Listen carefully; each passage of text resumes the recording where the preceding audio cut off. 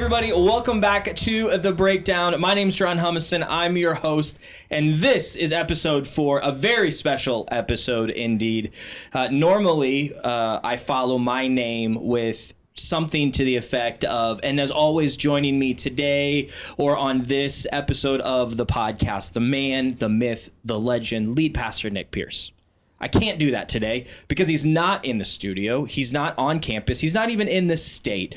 Pastor Nick and his wife Ashley took off on Sunday, and they are in Tucson, Arizona at the Calvary Chapel Pastors and Leaders Conference, just getting poured into all week this week. So we're praying for them. We're excited for them to be able to be away. But that meant that episode 4, this week's episode, had to be just magnificently different, extra special, over the top. I'm giving Nick all kinds of ammunition. And so we thought, hey, what is something that we've never done on The Breakdown? What is something that has yet to have happened on The Breakdown? And so today for our special episode, since Pastor Nick isn't here, I've asked the two ladies in the office, the only two ladies in the office, to bring a female voice to The Breakdown. And so today joining me for the very first time, the two ladies in the office, we've got Taylor and London. I'm going to let them introduce themselves, and then we're just going to see where the conversation goes as The Breakdown always happens. So ladies, take it away. Well, thank you for having us. Yep. We've been waiting for our moment to shine. But not actually thinking this was going to be a real moment. Yes, for sure. Yeah, we've heard for as long as I can remember, every time of when are we going to get to be on The Breakdown? Like, when is it our turn? When is it something? So when I finally said, hey, why don't you guys actually be on The Breakdown? I think the weightiness of that, like, just began to filter through, and you guys began to process. Like, I know London and I on the way in this morning were talking. She's like, I didn't think you were actually going to let us. I thought you were just joking. I was like, well, I'm not doing the podcast by myself. A one-person conversation. Yeah, it would that's be interesting. Boring. It would be awful. It'd be awful. So introduce yourselves. Tell us a little bit about yourself. The mic is yours. Well, my name is Taylor. I'm the administrative coordinator here. I've worked here for full-time just over 3 years. Just hit my 3-year anniversary in January, which is kind of crazy. Let's go. To think about. I'm married to my husband, Gary, and we have our 6-month-old baby, Callan. And yeah, we moved here to the lake. It'll be 5 years this year, which is pretty crazy. From where? From California. Cali. The state, not California, Missouri. Two very different places. Very clear. Very different things. So yeah, that's me. Love it. I'm London. I am the children's director here, and I'm married to Jaron. Yes, you are. Yep. It's great. We have 2 kids, 2 little girls. The youngest one will be 1 next week. Can't believe it already. And we have a 3-year-old, 3-nager. Some of you are familiar with that term. In every sense of the word. That term, and it's true. What else? I think that's it. That's all I got. Did you say what you do here? Yes, I'm the children's director. Oh, you did. Yeah. I did. I missed that part. Okay. Yeah. I am 100% nervous about this. Yeah, throw that in there. Great. Let's talk about the elephant in the room. If you've never been in the studio, it is a little bit intimidating. Like, there's cameras, there's TVs, there's lights. You guys are gonna do great. I would pick this over getting on stage Sunday morning any and every day of the week. Because at least it's just 3 people in the studio instead of hundreds staring at you. And we work together and we know each other. We're together, I would say, the most out of anyone in the office. Yes. So I think Lon and I've talked about, we spend more time here around each other than we do like each other and our kids at home. Yeah, that's crazy. And even though like you and I work together, we have our separate places. We don't even really talk here at work. It's kind of purposeful. Yes. Like, we get in the car every day and go, like, my joke is like, hey, babe, how was your day? Tell me all about it. Because it's like we try to create that. Yeah. Yeah, that separation. Yep. You guys do good with that. We try. Sometimes.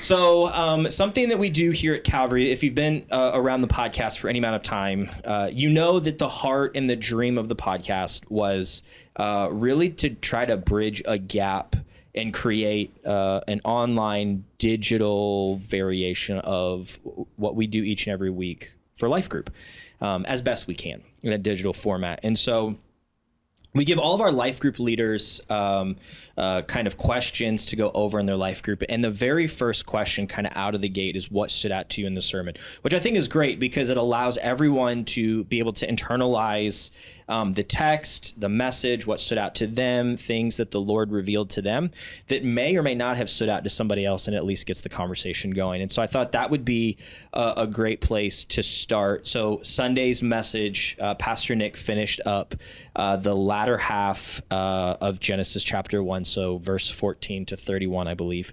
And so talked about being image bearers. And so I figured we would just kind of launch from there for you guys, especially being kind of the female voice that's never been on the podcast. Like, what stood out to you guys or you? And we'll just kind of see wherever that takes us for the episode.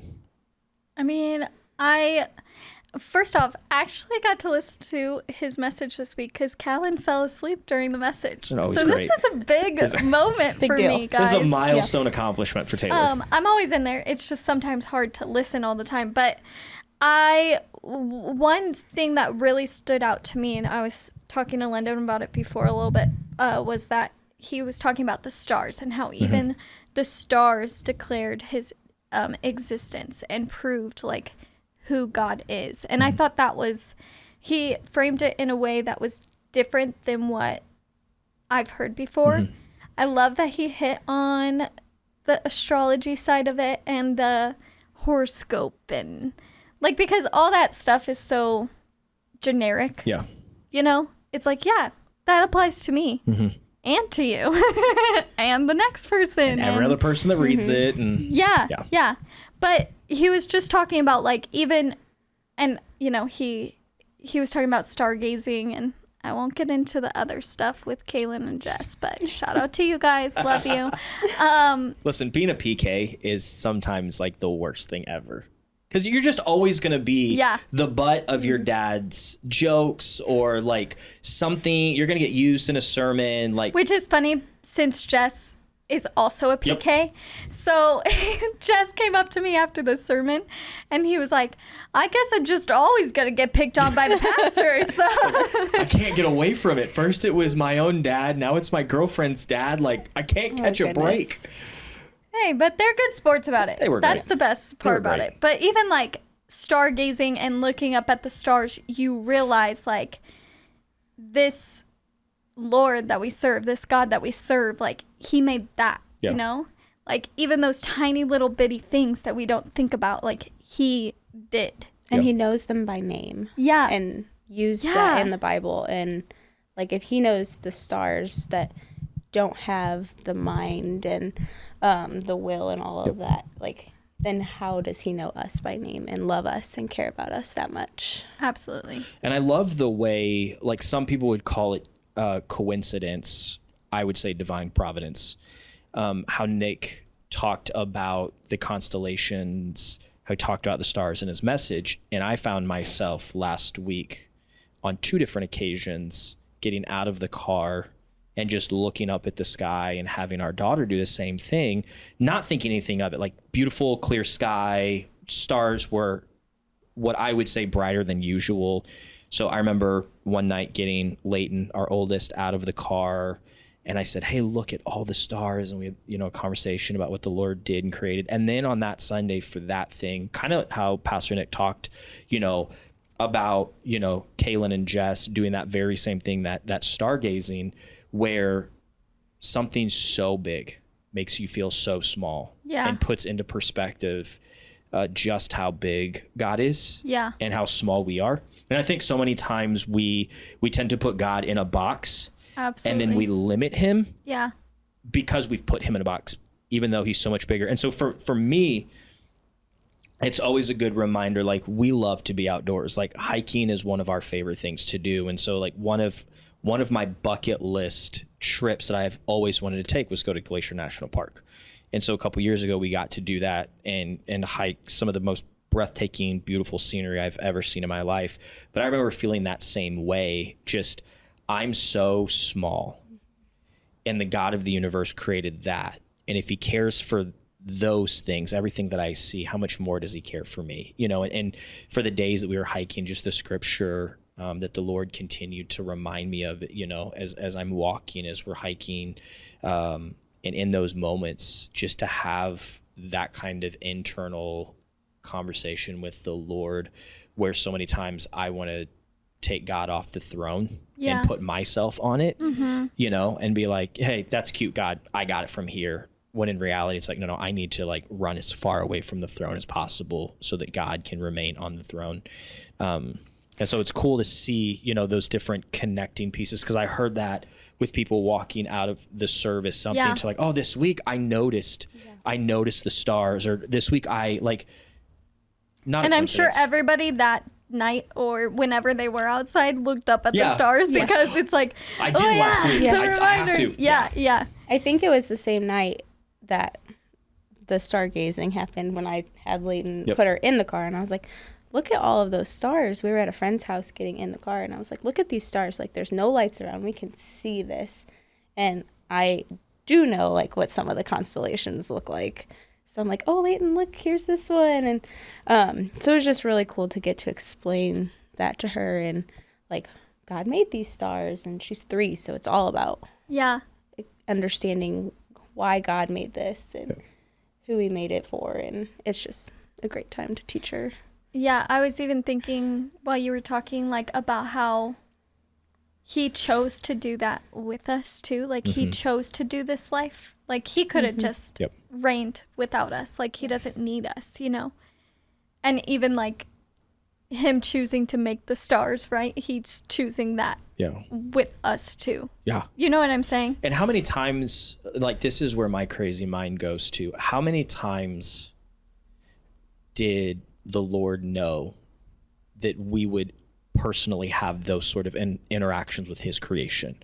Like, he knew when he created the stars, the billions and billions and billions of stars, which he knows by name, that London and I were going to have an opportunity to be caught off guard by the universe and have an opportunity to teach our daughter about the God of the universe that created that stuff. Like, that's where my mind goes. Like, I want to ask the Lord, like, did you know?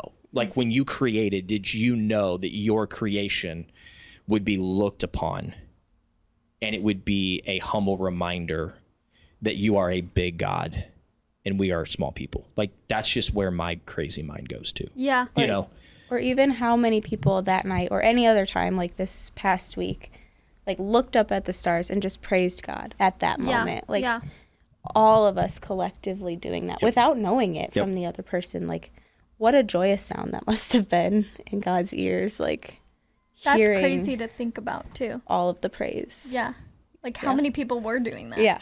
Or how many people are so focused on their situation that they haven't taken the opportunity to praise the Lord, or they haven't taken an opportunity to pray to the God of the universe. Yeah.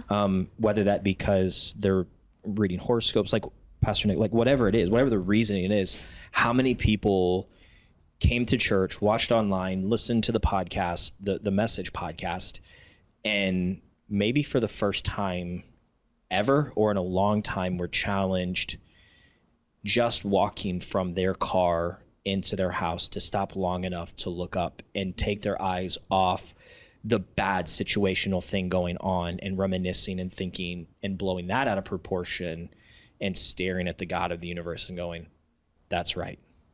If the God of the universe that made that loves me, then this thing that I'm running in my head, this thing that I'm so worried about, this thing that I refuse to let go of, this thing that I refuse to pray about, maybe this is the thing that I need to lay at the Lord's feet. Yeah. Instead of trying to control it or manipulate it or do whatever it is that we've done so often for so many years, that never seems to work out. And then we hold our fist angry at the Lord, like, how dare you? How could you? When in reality, he's just asking us to say, just look up and know that I'm big and I'm bigger than your situation. You just have to lay it at my feet. But yeah, what did you have? Reminders. I mean, there's a lot of these things, like, I tell Jaron this all the time. Like, I know this stuff. Yeah. But sometimes you just need to, like, hear it again. And you're you're like, oh, that was really good. I was literally talking to Rosanna about that. really. Like how we can know something so deeply, but then one day it hits. Like Just different. It makes sense. Yeah. You know what I mean? Yep. Yeah. We were talking earlier about the cross and like Jesus making that conscious decision to go to the cross, and he was thinking about you like in that time, you know, and how crazy that is to grasp, because I don't think like we can ever fully grasp that either, but how crazy it is when you have that moment of like, oh, he chose me. Like he was thinking about me on the cross, you know, and what I was going to do wrong, and said, I don't care. Yeah. I'm going to do it anyway. Isn't that crazy? I think the thing that sticks out to me so much is, and parenthood has taught me this. I don't know if we've talked about this. I don't know if you and Gary have experienced this. Parenthood has taught me so much, both good and bad, about my relationship with the Lord. Like I love my girls, and I 100% without thinking about it would lay down my life for my girls. Without, like, if there was an option like, hey, your girls can live, but you have to die. Done. I don't need to like ask my wife. Like we've had those. I'm done. We You have guys, all of those conversations. yeah, we have the, we're the weird family. We have plans. Like I'm out. My girls are going to live. But when you translate that from a earthly father to daughter and wife conversation to a heavenly father and son, or heavenly father and daughter conversation, where the Lord loved us so much to know that that was coming. And then when that came, think about us knowing full well all the times that we would spit in his face. Yeah. Yeah. You know, and turn our back on him and go our own way and try to do life on our own. Yeah. And still chose to lay down his life and say, I love you so much that you'll never question my love for you. Yeah. Like, that is like me trying to understand the Trinity. Like, I don't know if you guys struggle with that, but like, I was listening to a podcast this morning, like trying to figure out the 3 in 1. Like, that's always been a struggle for me. And I feel the same way about like, why would the God of the universe love me so much? Yeah. To send his son to die on a cross for me. Because I love our girls too. And I love you, but I would not lay my child, I would not Rightfully so. give my children's lives I would never expect you to. for you. was I'm like, sorry. really? But like, so for God to be able to do that to his son, it just is like, whoa. It makes it more weighty. It for does. Sure. And that perspective of how God really loves us, because I wouldn't do that for my own kids. Yeah. And again, I love you. I love you too, but I wouldn't. You wouldn't. It goes without saying. There's love, but versa. there's also a line. It has been like, obviously I'm a new mom. I'm only 6 months in here, you know, but the Lord has taught me so much in this 6 months that I'm like, literally Gary and I, every single night we sit back and we're like, how is this our life? Like, how did the Lord give us Callan? Because Callan is the best. Like, and I know everyone thinks that about their child. Like, it's true about my child. You know what I mean? Let me take a rabbit trail. The other day, Callan came in to church with this little dinosaur hoodie. Sorry, it was so cute. Oh, his little jacket. Yes, that was I do so remember cute. That. It was adorable. I told Okay, that was Gary, a I said, rabbit. we have to put him in that hoodie because he's going to grow out of it soon. Anyway, no, but seriously, every time my kid looks at me and smiles, or like his new thing is that he stretches his hands out to give you a hug. Oh, It's yeah. the cutest thing in the world. I'm just reminded like of the Lord's grace and mercy upon me. It makes me emotional. I'm emotional. I'm also 6 months postpartum, so you know, don't come at me. But seriously, I have never experienced like this kind of love and grace and mercy from the Lord before, and it's all because of Callan. Yep. And translating that to the Lord does that like 50 times over, like a million times over. Like he looks at you like you are the only one in the world. That's crazy. And I always think it's good. I feel like Nick and I talk about this a lot, but I think it's always good for us in leadership, especially on staff at a church. I think there's a common misconception. It's really easy to place us on pedestals. Like our marriages are perfect, our families are perfect, our lives are perfect. We have great theology. We understand the Lord. Like we don't struggle, we get up every day. Amen. Yeah. Spoiler alert. That's not true. But it's like false in every way. But I think especially for us in ministry that have a platform, whether it be the stage for Nick, the podcast for us, the people we lead, like to continually remind them we are fallible human beings. Just because we work at a church does not mean that we always make the best decisions, that we are the best. I wish it did. I'm with you. I wish there was like a free pass, like, oh, things would be easier. In fact, I would say in some ways, a lot of times it's harder. Yeah. And so being able to very honestly and openly use the platform that God has graciously given us to remind people, hey, you're not the only one struggling. You're not the only one who asks questions. You're not the only one who's scared or nervous or afraid or whatever it is, that we go through, all of those same feelings, all of those same emotions, all of those same fears, all of those same, trepidations. Most of the time you just see us for an hour on Sunday morning or an hour on the podcast. Yeah. And you don't see, I try, like if our daughter's being a brat, I'll yell at her in the middle. Like, I try not to be like, hey, come here, please go back to your room. Like, get back into the classroom. Like, get out. You're like, I want A people couple to weeks see. ago, I had to text him and be like, you need to come get your daughter. I can't. I'm done. Please come get her. Rabbit trail, because that's what makes the breakdown. The breakdown is all of our rabbit trails. Have you and your husband figured out if your kid, maybe you haven't because Callan's young, hey, it's your kid if they're being a pain or a brat. We have not gotten there, no. Just get ready. No. We've already talked about that.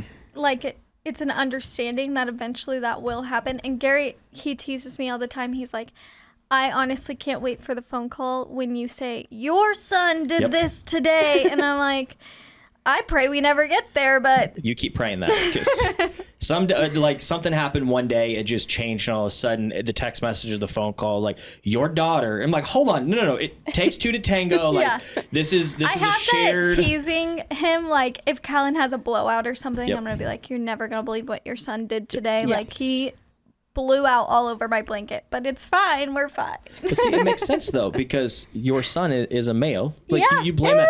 Doesn't make sense. Be like your daughter's like, no, I'm a guy. See, you're trying to get out of it. It's doggone right I am. Doggone right I am. Some of those traits are yours, right? Oh, I know. And they're all the bad ones too. They're all the bad ones. No, your girls are precious. I love them. I love our girls. What else stood out to you guys?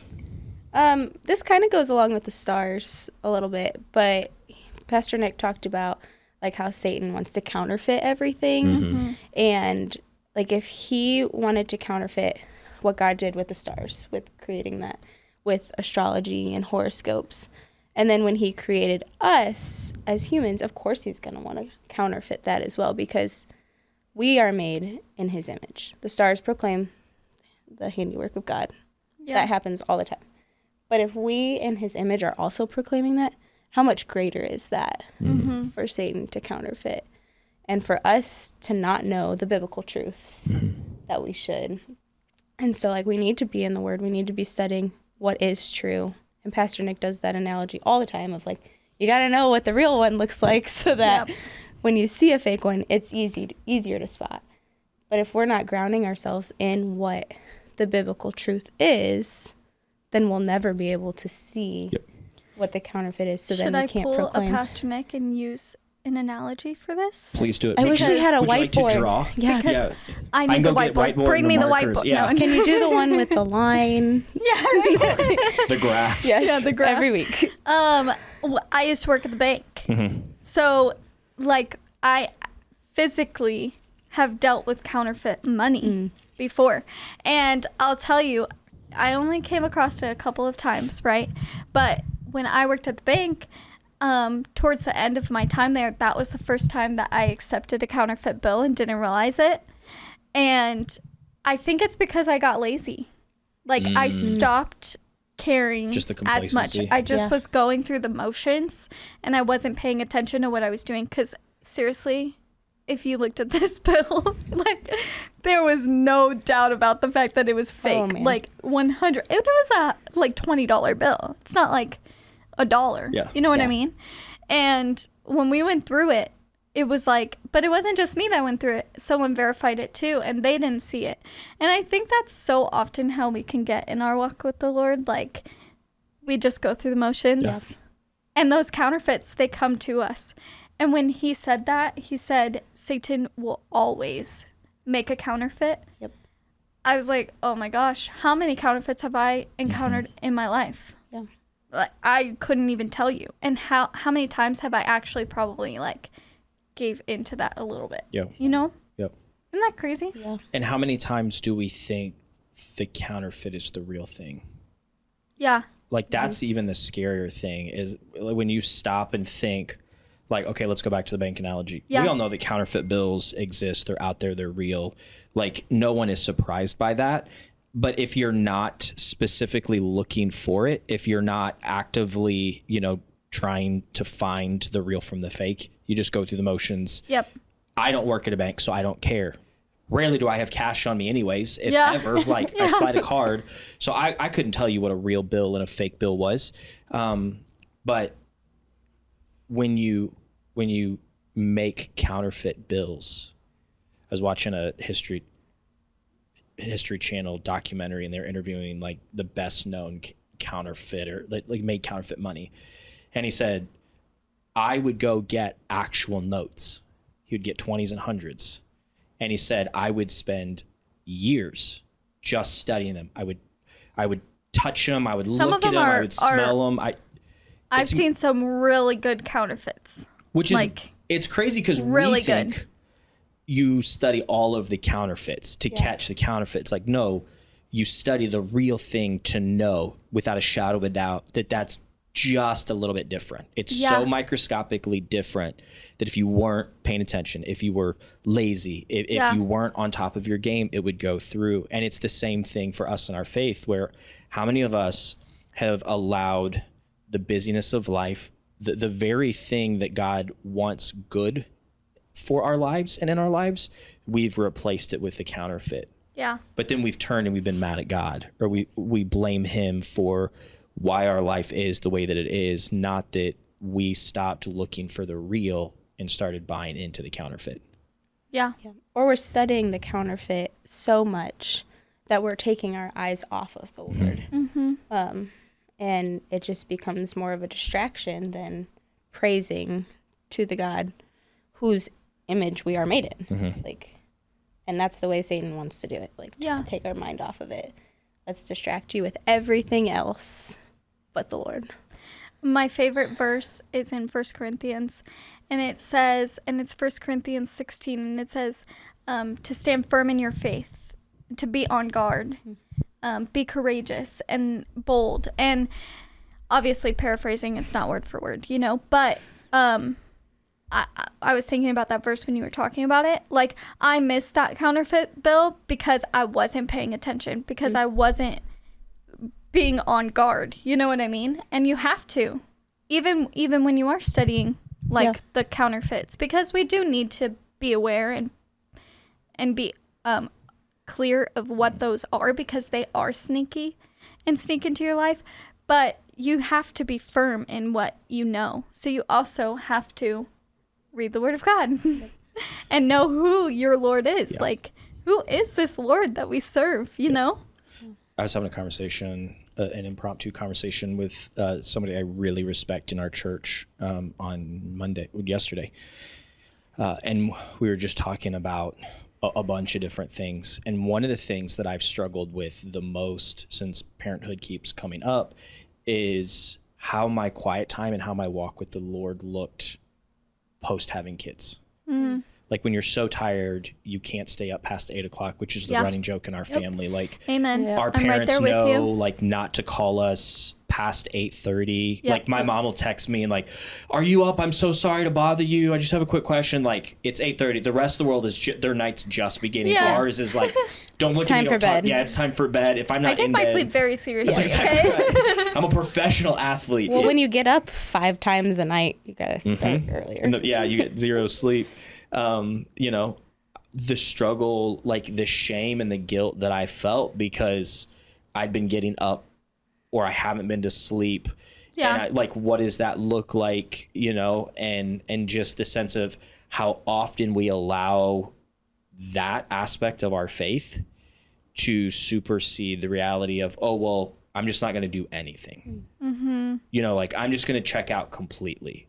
Like I'll play catch up when my kids are a little bit older, or I'll play catch up after I get some sleep. And being completely transparent, I found myself where like I'll get up and I'll scroll for an hour, but I'll use the excuse like, but I'm in no cognitive ability to like focus on the depth and the breadth of what God wants to communicate with me. It's like, that's a load of you know what. Like, Yeah. you're just using the excuse to scroll because you just don't want to like get up and open your Bible. It's easier just to do this for an hour in the middle of the night than it is to be like, you know what?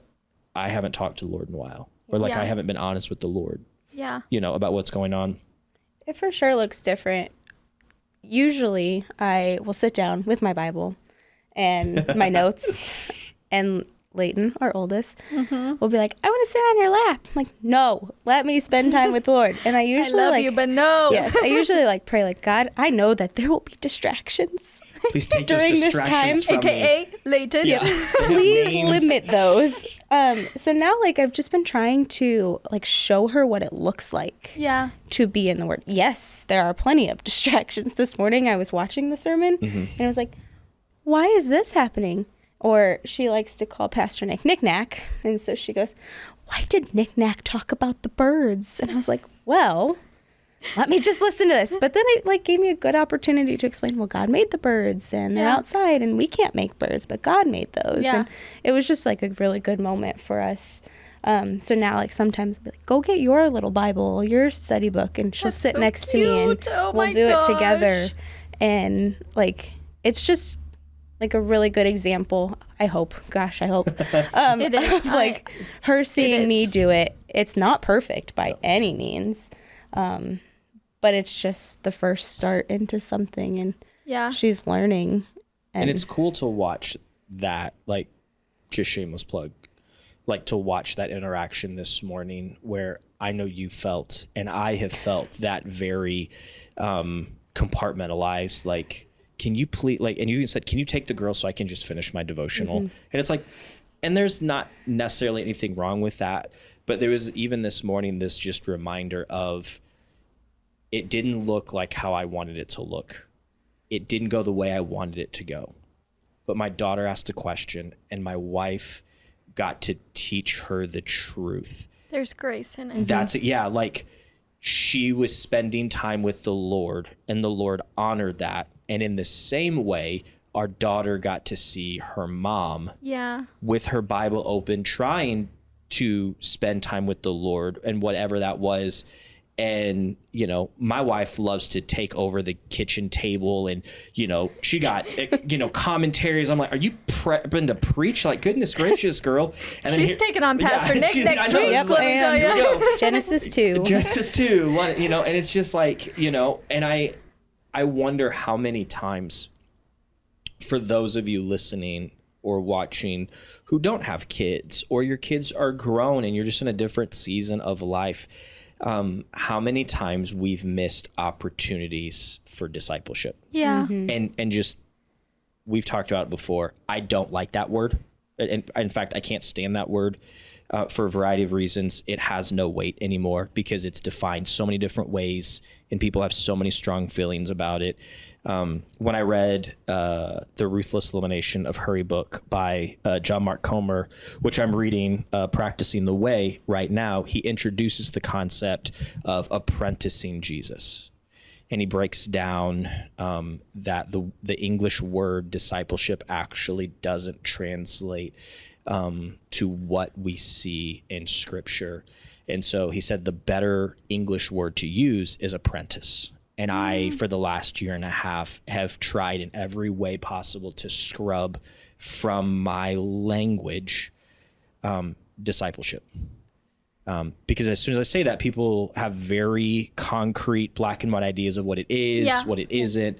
And so I'm reminded, even as I'm watching this interaction between our oldest and my wife this morning, everything about that situation was like that of an apprentice. Yeah. My daughter sat back and watched the interaction of my wife go get her Bible and her notebook and sit down and just immerse herself into the Word.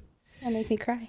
And while doing that, my daughter started asking questions as an apprentice would. Hey, why do we do that? What do we like? What's the reasoning for that?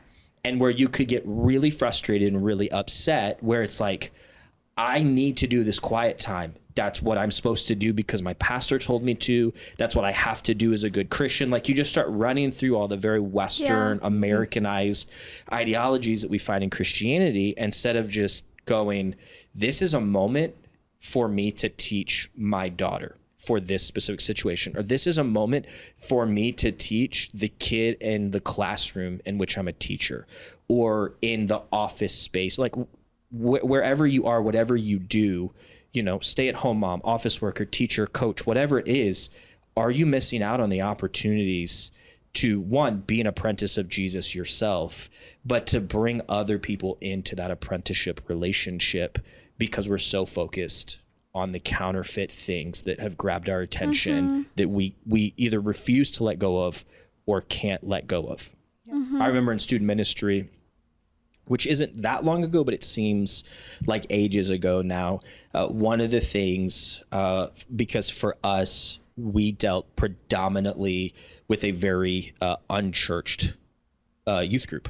So we were doing a lot of very basic Sunday school stories, because our kids didn't know about Jonah and the whale. Yeah. Like they had heard that name, but theologically it's a fish. It's not a whale, it's a fish. Director over there. It's a Get fish. it right. Yeah. And if you think it's a whale, you're not going to heaven. But I've just took half of our audience off. But can't wait for the emails on that one. Nick at season. But so we were doing a lot of just very foundational Bible stories, and walking through, what does it look like to be a Christian? What is it, just very foundational things. And I remember every year in some way, we would talk about the image bearers that we are. And I would always I would use the mirror analogy. Everybody gets up in the morning and you either look at yourself in the mirror or you pass a mirror. Yep. And we're talking like when you first get up. Yep. Like in your I literally have to pass a mirror to get out of my room. Yeah.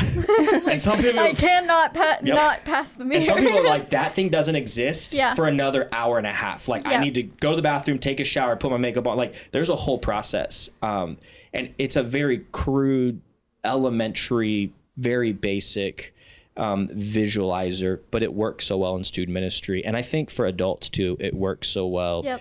The reminder of, when I stand in the mirror, do I see myself or do I see the Lord? Mm-hmm. And if I see more of myself and the things that I don't like or I can't stand, or that I'm not the certain size that I want to be, or I look the way that I wish I didn't, or all of these things, we've missed being out on being image bearers. Yeah, that's so good.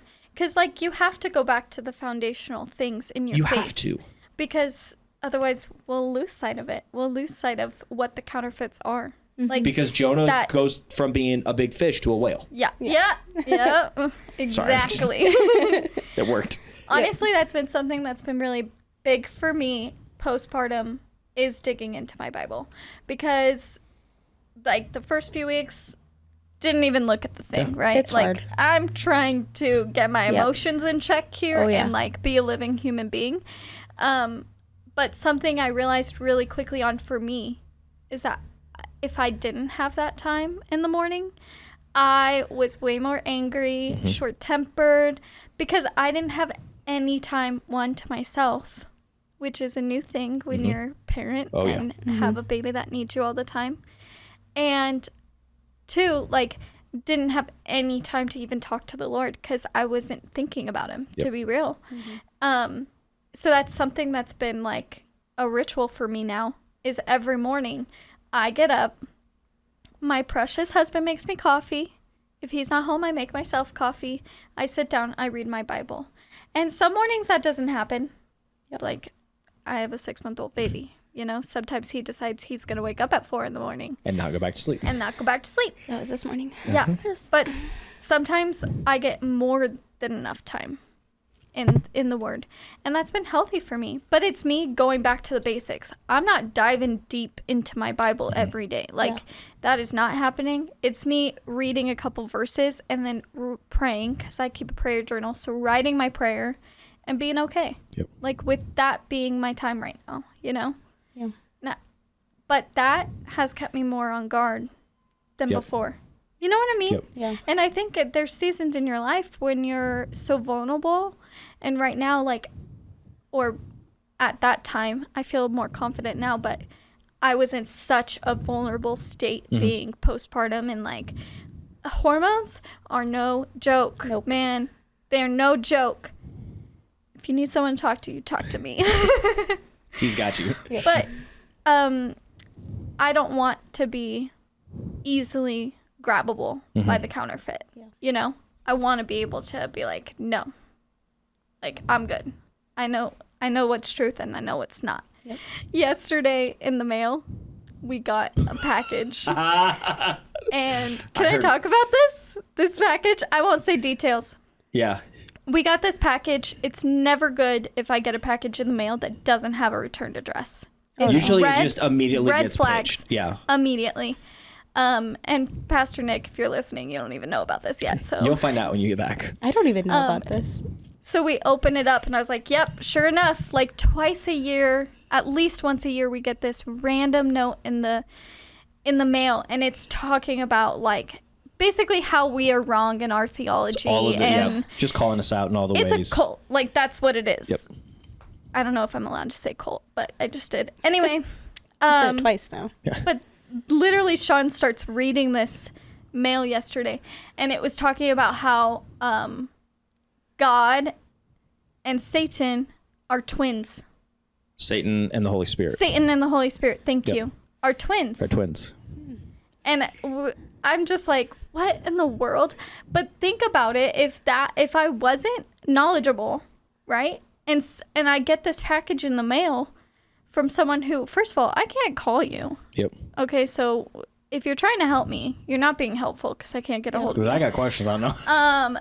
But if I wasn't knowledgeable in that, then that could be something where I'm like, what? Yeah. What do you mean they're twins? Yeah. Like, And you they're can not start twins, believing just it. to put that out To be there. very clear, it's not. Yeah, he read that to me and I was like, I'm done. I turned around and walked back downstairs. I was like, I Yeah, there don't was need a to hear lot. anything It else. was at least a 15-page document. So Oh my gosh. yeah, Kudos is the kind of time to write that.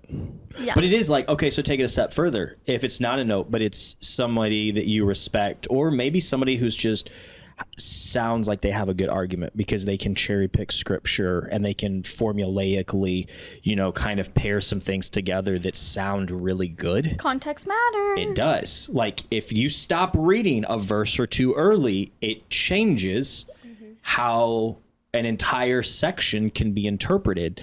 How much harder it would be to sit down with somebody and respect, or if you're just not prepared and on guard, like you said, like I got hit up yesterday with one of those, just blindsided by a question. And it was like someone who had done some work and had legitimate questions, or a legitimate question, but hadn't read far enough, I think, that their question would have been answered. Yeah. But then started down the rabbit hole of all the things that our culture and our world says about that. And it was just like, dude, I need to even just stop and think before I just slam some Bible verses in your face. Like, that's not right. Like, you're off. But it can be really easy. If it's someone that respect, have any sort of relationship, with, and they start saying like, oh, here's these 5 verses sprinkled in about this topic, and then all of a sudden you're like, oh, I grew up in the church and no one ever told me that, or that's not how anybody's ever said it to me. What am I supposed to do with that? And then now you're at home and you're already kind of on a shaky foundation, and you're doing your own research, but the stuff that you're finding kind of backs up what they said, and then you're just down a dark hole of, now I'm having a crisis of faith, or I'm at least questioning like what did I believe growing up? And and it goes back to, if we don't know who the real thing is from the counterfeit, if we don't have those foundational, that basic understanding of who the Lord is, then we're never going to understand him and his complexities. And the second that somebody corners us, we're going to cave. Yep. We're going to fall apart. We're going to break apart. Fight the battle. Yeah. And instead of being image bearers of the Most High, we become image bearers of the counterfeit. Mm-hmm. And what is tattoo? Like, I have tattoos all over me. No, you don't. I know. What? Imagine that. But like, I had no idea. Surprise! I don't know how you couldn't know. But like, how I almost see it in that sense of like how we become image bearers. Like, there are things that people won't have the time or be willing to ask us, but they make a judgment because of the things that we're projecting. And instead of projecting the King of Kings and the Lord of Lords and the one who provides joy and the one who gives peace, we project an impatient mom, or an impatient dad, or a staff member who is, hard to work with, or not fun to be around, or, a son or a daughter. Like, you could play that out however you want to. I was going to make a joke about the staff member, but then I said, it's me, isn't it? I said, is it me? I was gonna ask that too. As we're all talking about me, Jaron. This is the answer is awkward. yes for everybody. At some We point, all have our moments. We've all I been, guess. we've all been that person. Yeah. London's never been that person for me. No, I'm for I real. have been that really don't person know for if me. you have. Well, it's like I looked in the mirror. I've been that person for myself. Yeah. We all are. Yeah.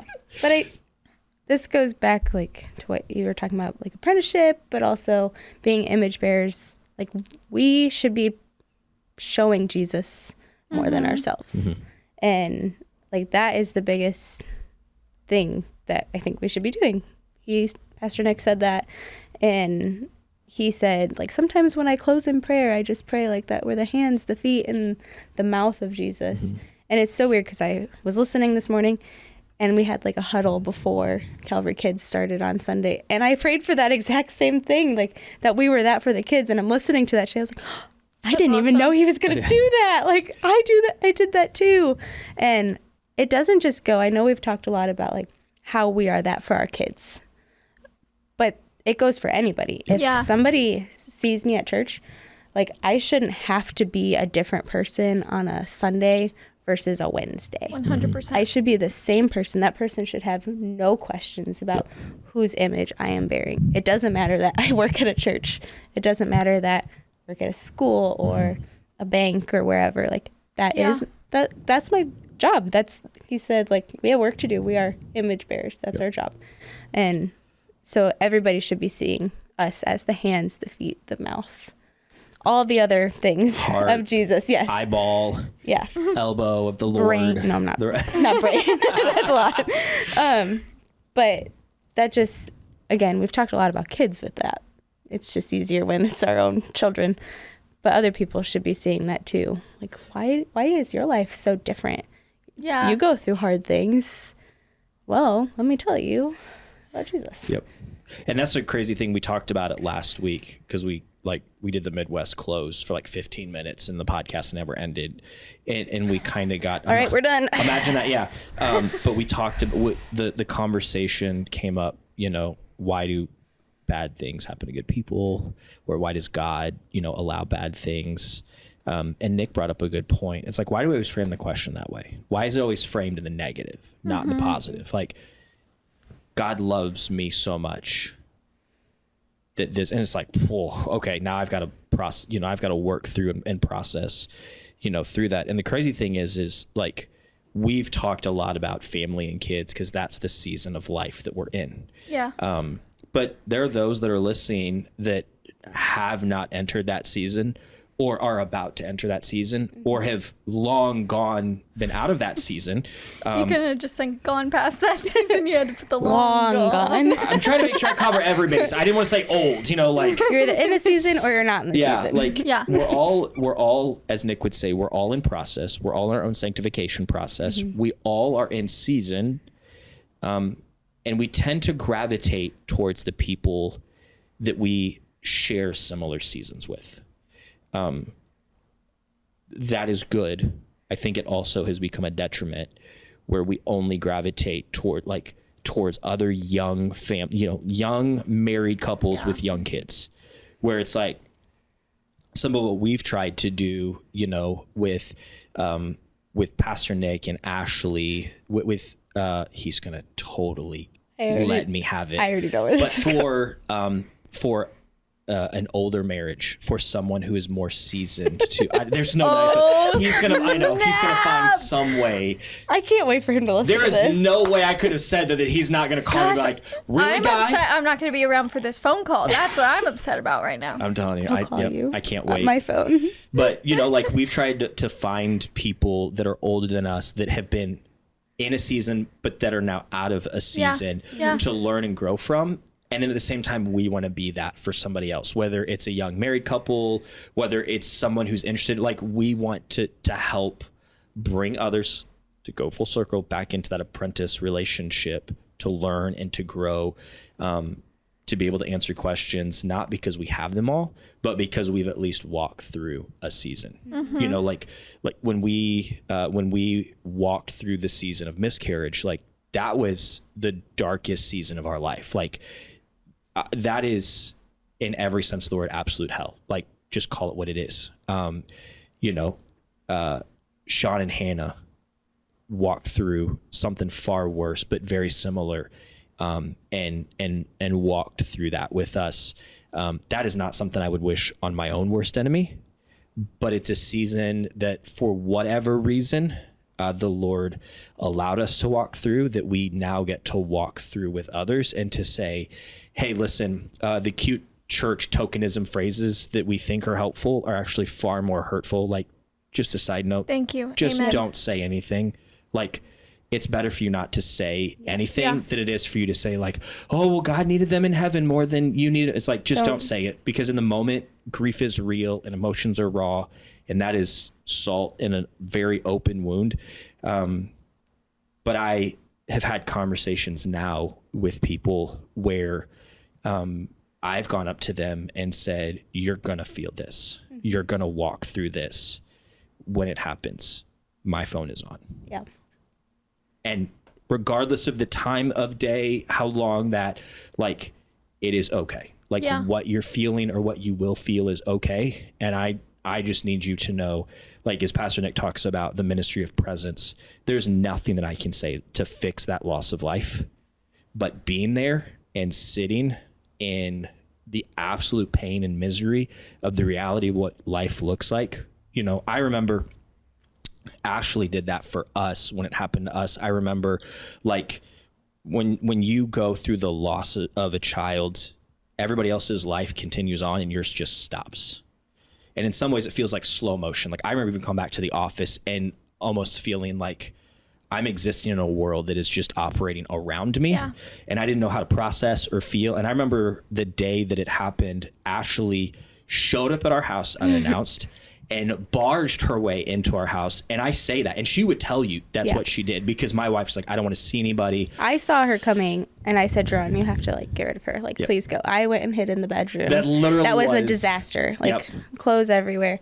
And she walked in and she sat on the bed with me and just in the middle of our messy, cry. Just everything, and just sat there. And I just closed the door. And it was in that moment, and we talked about it afterwards, she said, in probably a 45-minute, hour-long, not even conversation, just her being at our house, they might have talked for 15 minutes on the tail end, but just sitting there allowing my wife to grieve and to process, that's what we should be for everybody, believer or non-believer, is a safe place to walk through and process what is going on and not be afraid of the hard questions that we're going to get. Because most likely those hard questions aren't going to come.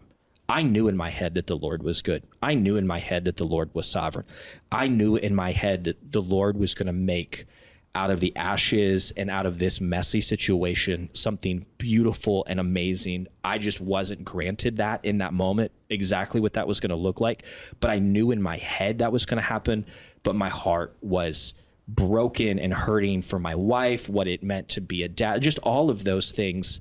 And I think about how many times as the church, we miss out on opportunities to invite people where we can be the image bearers of the God of the universe who creates life, who takes away life, who get like, we can be the image bearers in situations that doesn't need a tokenism saying, that doesn't need another Bible verse, that doesn't need Sometimes the words unspoken are the most impactful. Yeah.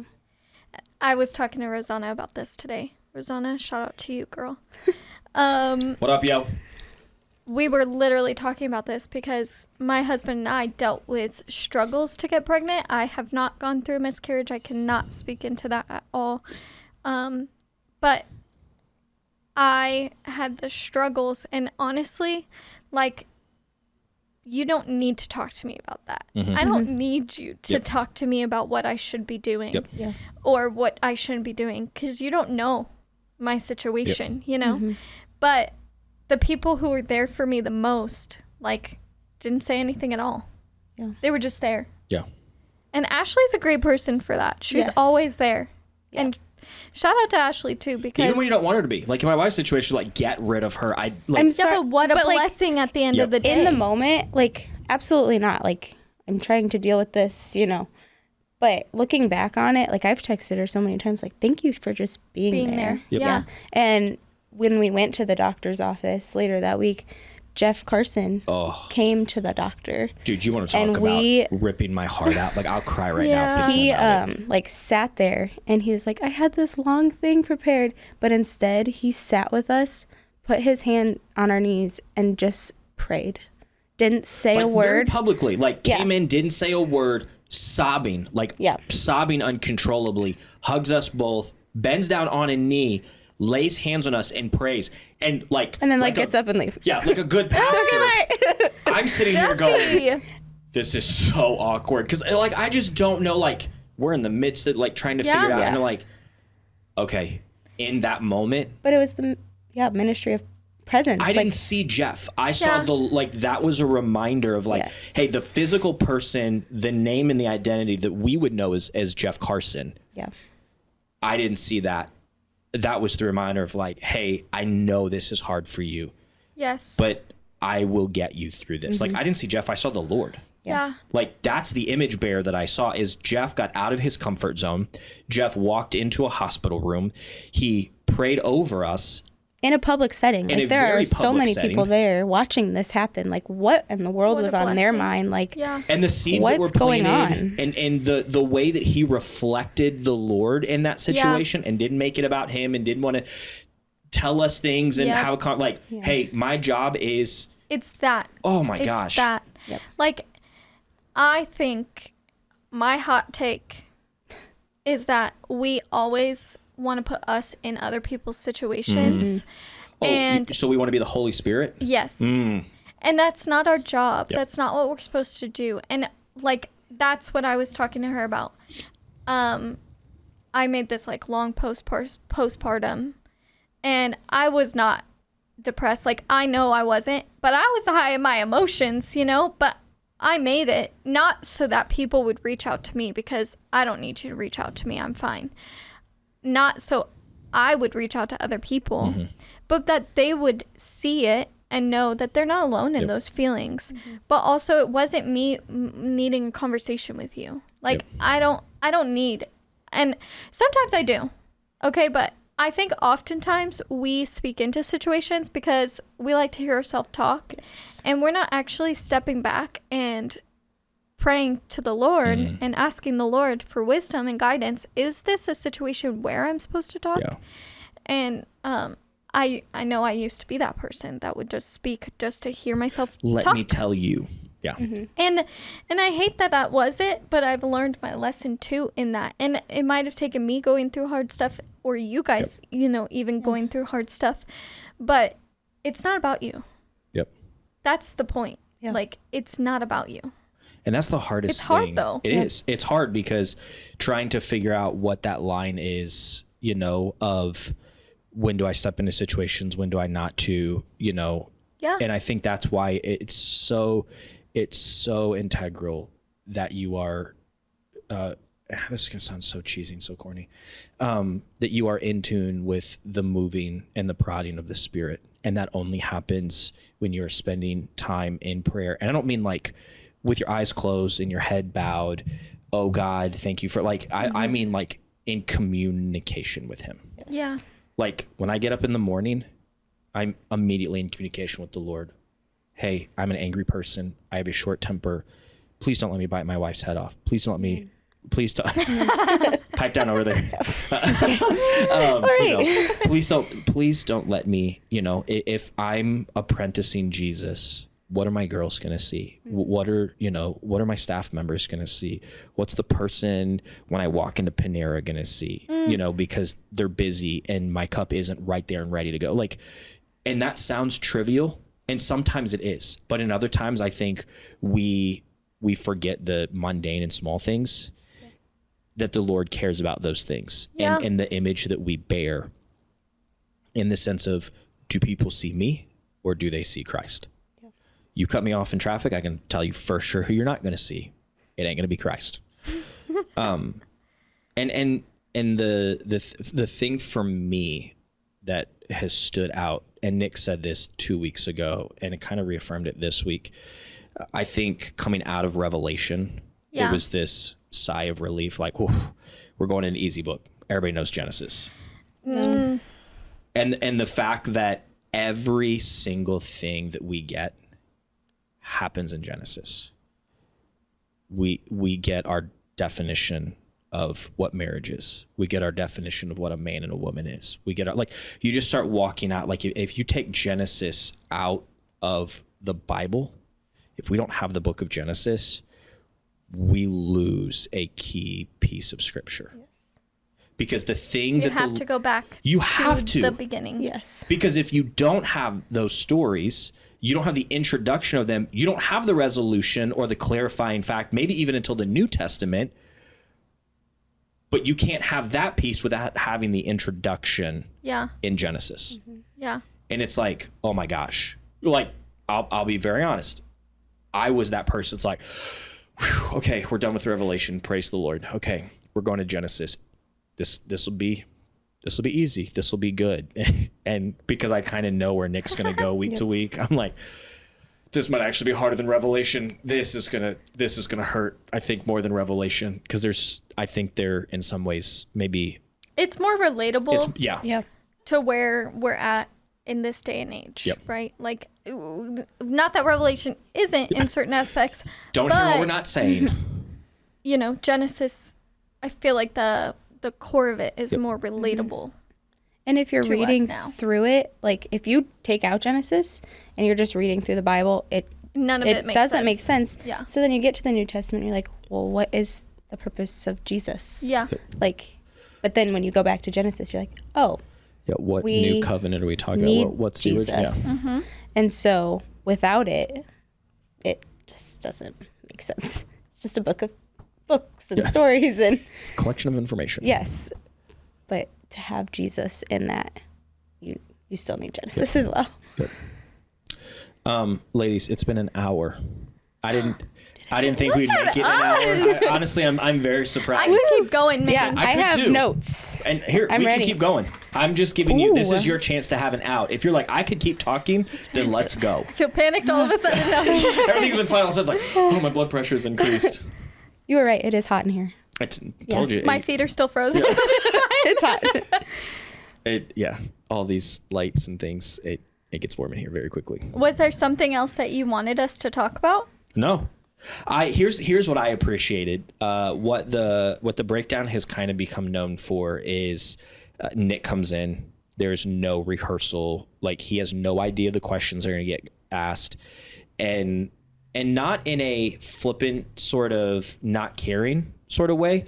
The podcast, when we do it, is very intentional to allow the freedom for the Spirit to move based on the sermon on Sunday and the conversation we have and what the Lord's doing in our life. And I think that's what has made the breakdown so popular and so much fun to do, is people get to see a different side of us, not because it's not authentic or the other side is fake. We just can't have these sorts of conversations on the stage on Sunday morning. I mean, I could go up there and we know try. your personality would, like, you would be the one talking. I would probably pass out, but it would be fine. I would make everybody act like kid stuff. Yeah. If you can hear my voice, clap once. Well, didn't Nick do that on Sunday? He said, "You always say the Sunday school answer, Yes, Jesus." Yeah, he did. If you don't know, you always go with the Sunday school answer. It's always Jesus. So he's prepping for you. That's exactly right. Next week, guys. So I think having the breakdown, it makes it more genuine and not practicing. Like even Taylor and I were like, "What are you going to talk about?" Well, I don't want to tell you. Like we were trying to be secret about it. Well, we were, and it makes it more genuine. Like I told Jaron was like, "Hey, we're gonna mic check. Like, go ahead and talk about what you're gonna talk about." I was like, "I'm not telling you what I'm talking about. It's like some secret." I'm like, I'm the guy running the podcast, okay? Like, I don't care. I want to talk about it on the podcast. That's the point. But it's funny because Nick's the same way. Yeah. Like, if I start talking, he's like, I want to hear about it. Like, I want to know in the moment. Yeah. And I'm like, that's not me. Because we don't want to have, like, you don't want to have time to think about it before and have your thoughts all prepared. You want it, in that moment. Yep. Yeah. Help. And what's been cool, like, it makes more sense because I remember when we first started the breakdown, oh my gosh, if you go back to season 1, like the first 3 episodes, everything, like, it's just awkward in every way. Like, if you haven't listened or watched, you just go back and be like, wow, they've changed a lot. We've gotten more comfortable. We've gotten in a routine. Yeah. I wasn't nervous about doing the podcast with you guys. Don't lie. I was. No, in the sense Still of, am like, a little bit. I didn't have the, like, probably you guys came in, your hearts racing, like, as I'm counting down and like, oh, here it is. For me, I was more nervous because this is a different setting than we're used to. Like, we sit down and have conversation all the time. Like, you'll come up here and talk to me on Sunday. The 3 of us will sit out there and talk sometime. But this is a more, like, official setting.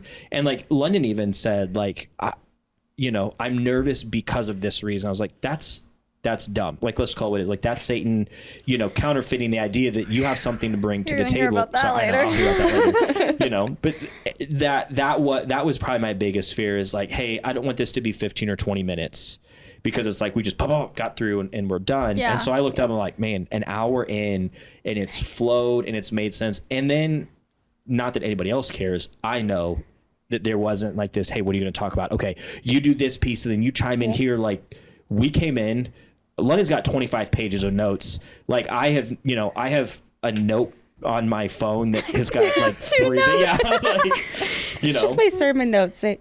But it's cool to see, how the Lord is moving and working corporately through our church. Like, you kind of see the things that are sticking out, like, not identically the same, but different threads. We're like, oh, we all kind of caught on that. But then what's even cooler is when you take the personality and the things that we're walking through individually, and how those things maybe we're taking a different approach, or their impact is different.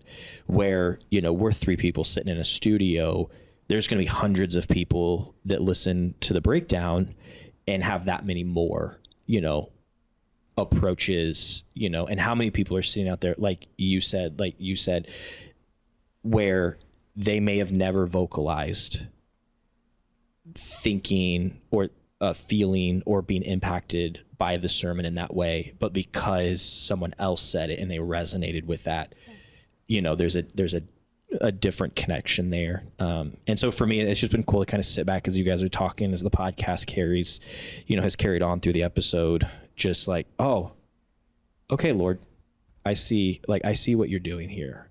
There's a common thread where it doesn't match up perfectly. Like, it's not like, oh yeah, I agree 100%. That's exactly what I'm feeling. But there's this common thread, that he's weaving through our church corporately, but then even through us, individually. And so it's been fun. Hopefully we gave like tangible ways to apply this to your life too, because I think we miss that sometimes on Sunday. Like, not that Nick doesn't, he does a great job, but, it's nice to hear it from different perspectives sometimes, And it's really easy to do, and we've talked about this on the podcast before, it's really easy to put, how does Nick say it? The mythical man on the pedestal, the guy that's on the platform that has spent time sermon prepping and crafting his message and being prayerful about it for it to make sense and sound good, and kind of flow the way that it does, to go, oh man, that makes sense because he gets paid to do it. He's a professional. Like, he spent all this time doing it, but it doesn't necessarily translate to the person sitting out in the audience, where I think, especially, for us, for today's episode, just being able to walk out and be like, hey, this is the tangible ways that it hit me or affected me, or here's how it's being fleshed out in my own marriage, in my own family, in my own life. And if not, that's totally okay. Like, it's totally great if you're like, none of what they said hit me that way. That's great, because that's how the Lord works. Like, he's not, a singular God in the way that, like, he only works in this way and you have to, match him in that sense. And so, 5 pages of notes, lady. Yep. Do you have anything else to add? Oh, let me look. Keep talking. I don't want to discount anybody. Like, oh man, this is our moment to shine, London. Remember, it's not about Who you. knows when we're going to be back? We're reflecting the Lord. That's true. That's We're true. being image bearers of the Lord. We don't need to see. Well, Pastor Nick's going to come back, and he's never going to let us back on. I know. The second I hear, be like, okay, that was great. Never again. Never again. I can just. But how great would it be if it's us and Pastor Nick? Yes. So comment below. We need more equipment if like that's the this case. Post. Yeah. We did talk about a lot of this. And I think the biggest thing, like, that we really didn't talk about that he did was, like, the biblical manhood, biblical womanhood. Yep. That could be like a whole other podcast. Yeah, though. that could be. That is just a lot. Yeah. And really, he didn't talk about it that much. Yeah. I don't think. But it was just cool to see how it was defined with the personhood. And I wrote that down because I'm going to forget. Personhood is a mind, will, and emotions. And we have that. Whereas, like, animals, they don't. So, like, God took time to allow us to have that personhood. Yeah. I'm talking with my hands. I know my mom's going to listen to this. I get this from her. So just, like, knowing that we have that personhood. Yeah. And even the thing that's different between us, you have mind, will, and emotions. And I have mind, will, and emotions. Very different. But they are not the same thing. And thank the Lord for that. Because that would be rough. And like, yep, just go with that. So and he said this, I'm just reading what, because I will forget. You're quoting Nick. Yes, I'm quoting. And Nick. Yes. Like, we were created different in the personhood, but we were still created in the image of God. And that is what's important. Going back to the bearing image, it's going to look different for us because you're a man and I'm a woman. Yes. But ultimately, we are pointing back to him. For example, Jaron will never be postpartum. Nope. Challenge accepted. But I can be emotional. No. That is not a challenge to accept. Okay, we're done. I think, was it last week or 2 weeks ago when Nick was talking about or was it this week, the very breath that we breathe? On Sunday morning? Yeah. Okay, I thought you were talking about the breakdown. No. On Sunday morning. No, on Sunday morning, like, talking about even the name Yahweh has no vowels. Yeah. It's all consonants. Yeah. It's the breath. And it's like, and if you go back to Genesis, here we go. How did God create Adam and Eve? God created Adam from the dust of the earth, and he breathed his breath into him. Yeah. So the breath that we have is the breath of God. So as we talk, as we exhale, as we inhale, if you trace that all the way back to the beginning, we get to Adam, and it's God's breath. It's breathed in, and it's like, okay, talk about being an image bearer. What are we doing with that breath? Are we just living our life? And he mentioned it. I'm going to flip back a page because because that's where it's at. Like, are we uplifting people with that breath? Are we just living our life? Or are we, like, doing something for the Lord? Are we apprenticing? Are we helping other people? Yep. Let's go, girl. Are we helping other people see the Lord with that breath? Or are we yelling at them in traffic? Like, what are we doing with that? Dang, that one hit home a little bit, you know? She's talking about me. Also me, I yell at people. Yeah. I mean, obviously just my life is going to look different than your life, you know what I mean? Yep. Or even London's life, and like how we take on that image is going to be different too, you know? Our situations, like we just talked about, you have gone through things that I have not gone through. Yep. And vice versa, like that there's things that I've gone through that you haven't gone through, you know what I mean?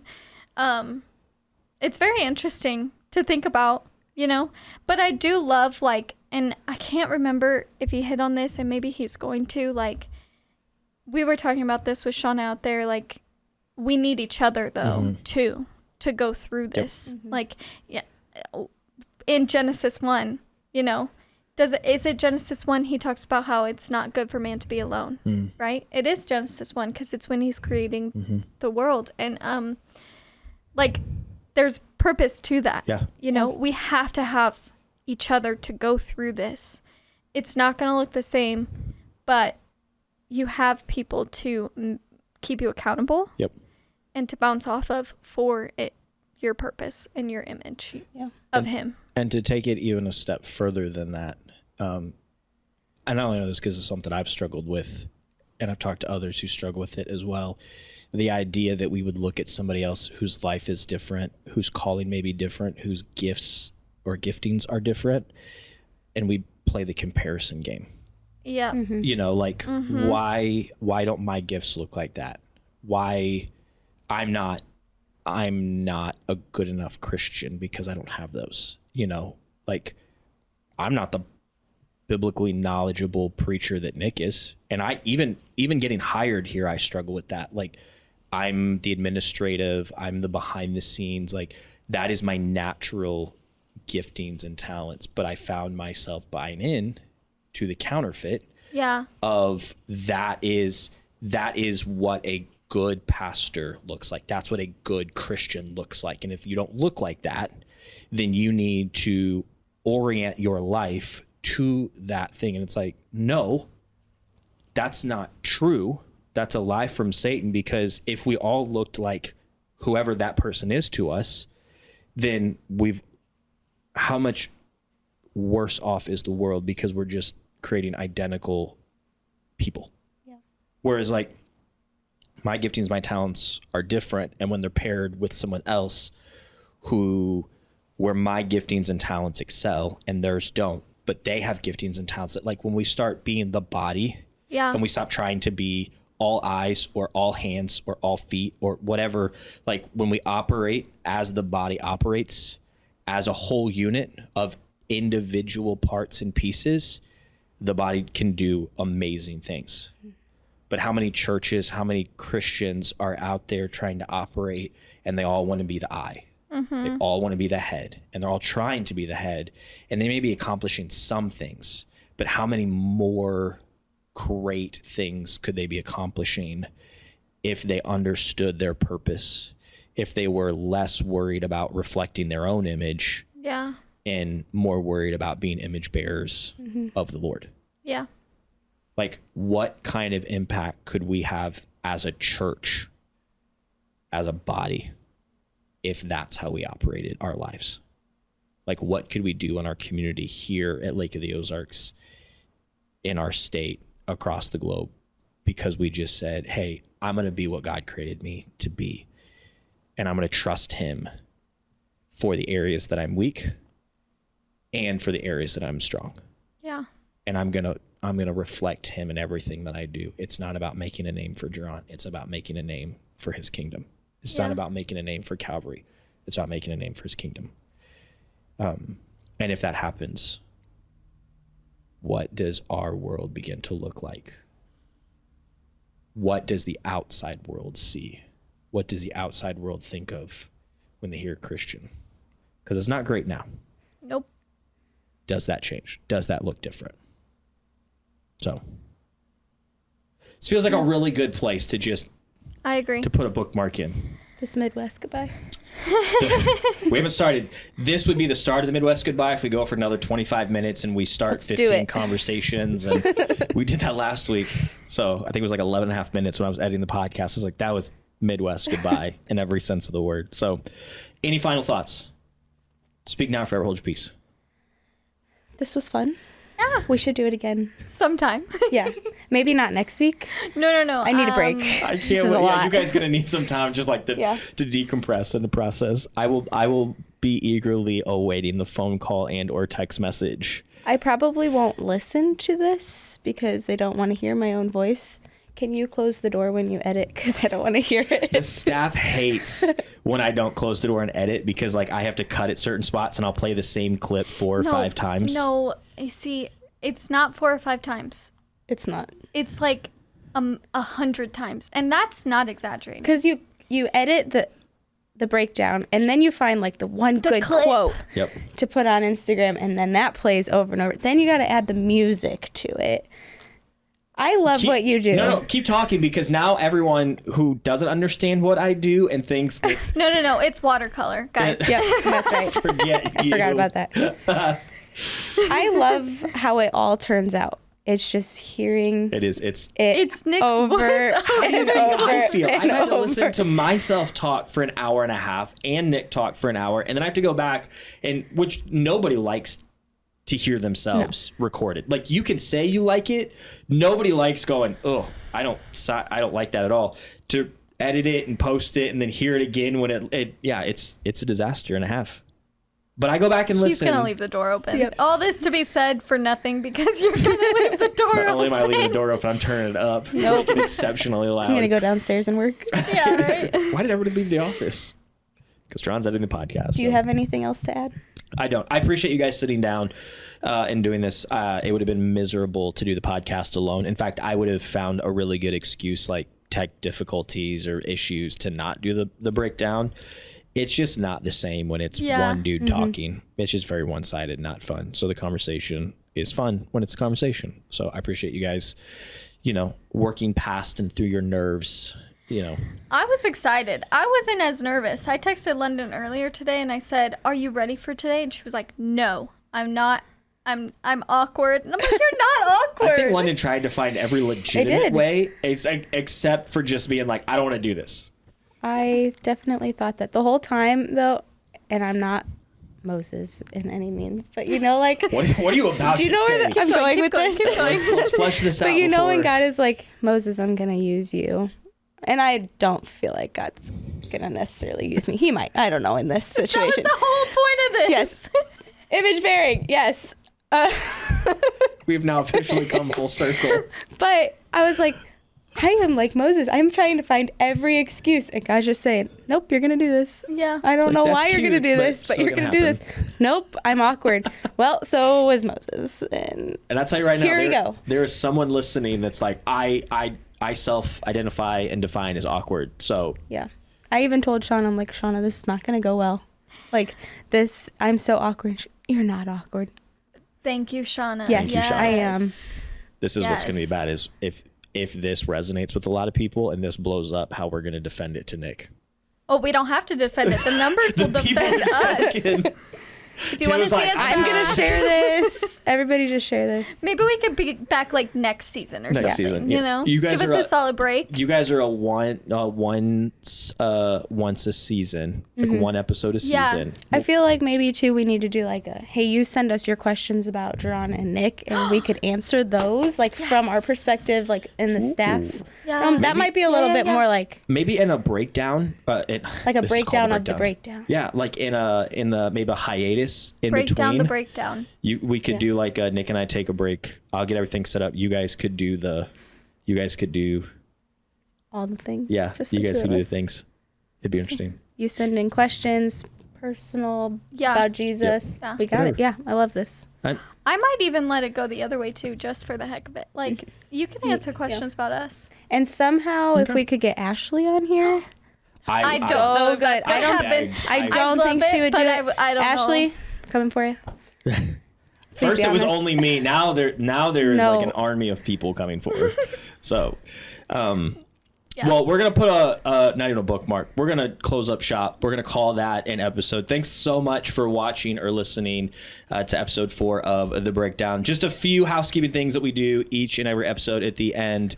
One, for whatever reason that Nick and I and now the ladies don't even fully understand. You guys love the breakdown. That's evident by when we take breaks or we don't go long enough, you guys lose your ever loving mind. Like all we have time to do is record and edit the breakdown. But one, thanks for just being a part of the breakdown journey. But two, we really do, not to make a name for ourselves or for Calvary, but to make a name for the kingdom. If you could help us out by subscribing in your favorite podcasting platform or subscribe to our YouTube channel. We post all the videos up there as well as other content. And let's do this. If you leave us a review about the breakdown for this specific episode, Woo! use your favorite emoji so I know that this was the episode you listened to. Oh my gosh, I just hope the comments. Oh, I can only imagine. It'll be interesting to see. So, Oh dear. Oh gosh. but we're gonna hang up Be the hat. kind. Thanks so much, guys, for watching, for listening. Ladies, thanks so much for having us. you. for being on the breakdown. Go have a fantastic weekend. Yes. Wherever you are, whatever you're doing. We'll be back next week with Pastor Nick. For those of you that texted in questions about Sunday's sermon for this week, we'll start off next week with some of those. But listen to the sermon next week. Text in your questions to 573-679-3760.